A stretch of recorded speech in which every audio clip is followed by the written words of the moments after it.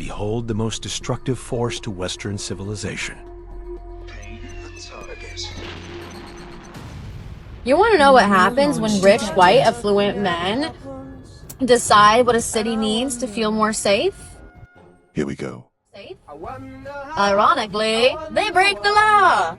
Yeah, Tennessee court just ruled that Governor Bill Lee acted outside of his scope of authority by letting President Trump send the National Guard to Memphis. Sounds like he should be arrested for committing a crime.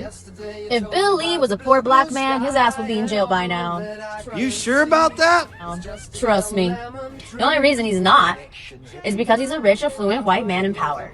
And that's just how America works. But Bethany MaGee, for those that aren't familiar, was sitting on a train in Chicago. She was 26 years old when a career criminal with 72 prior arrests poured a bottle of gasoline over her head. She fought him off and fled. He ignited the bottle, walked towards her, and lit her up. This young woman here in this image is a profile photo that is circulating.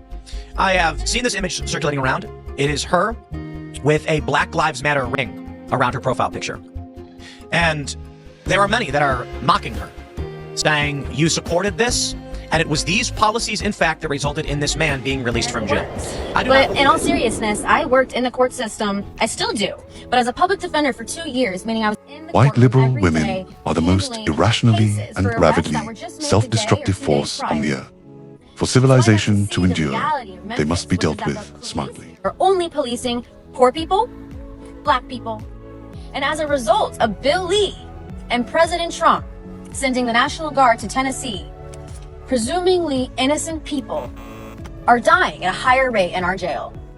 Recently, 3 people died in our jail within 9 days. But don't worry, guys, they've got it.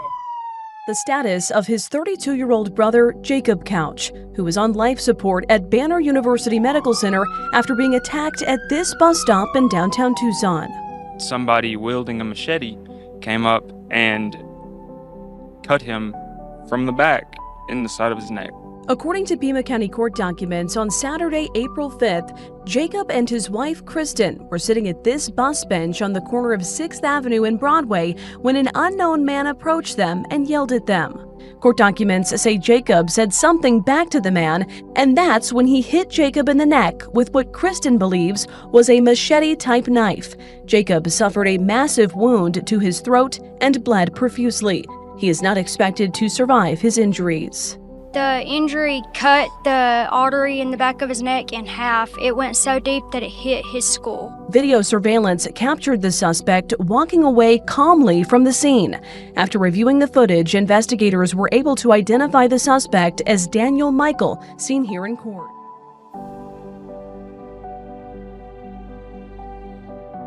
And I shit you not, line to get inside the building, going down the fucking street.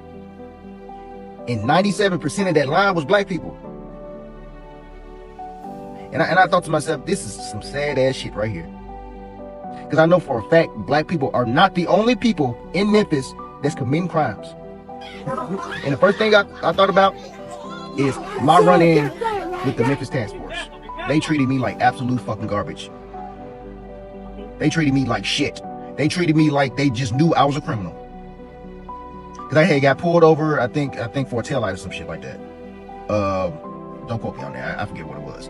Can't think of it right now. But yes, they treated me like absolute garbage because when their supervisor arrived, he was talking about the Memphis Task Force and what they were told to do. So I can guarantee you they were told to treat everybody they come in contact with like a fucking criminal, and that's what they're doing.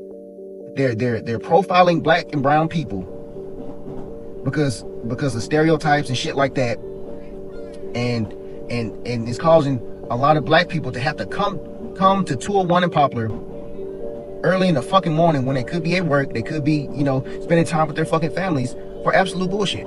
Because another lady walked up to the line when I was already in it, and she was like, look at all these damn black people in this line, this is sad as shit. Ain't nothing but black people in this line. I was like, yeah, it's nothing but black people in this fucking line. And I know black people are not the only people that could potentially or are doing crime in Memphis. We are not. I'm 30 years old. I've never committed a crime. I'm 30 years old. And I've never been robbed. I've never been shot. You can't even sit on the train and fall asleep, look at a book without a nigger coming to stab you or burn you alive. That is why America's in shit. Because of niggers. And if you don't call this out, then you're a pussy. Nobody should be afraid of the N-word. Nobody should be afraid of racism at this point and at this time and age. Fuck it, call me a racist. Call me a fascist for calling out nigger behavior. I never cared about being called a racist, a fascist, transphobic, anything. I never cared about that growing up. The more people realize that being called racist means nothing anymore, society will heal. So many white people, and not just white people, everybody's afraid of being called a racist. And honestly, that's what's holding you back.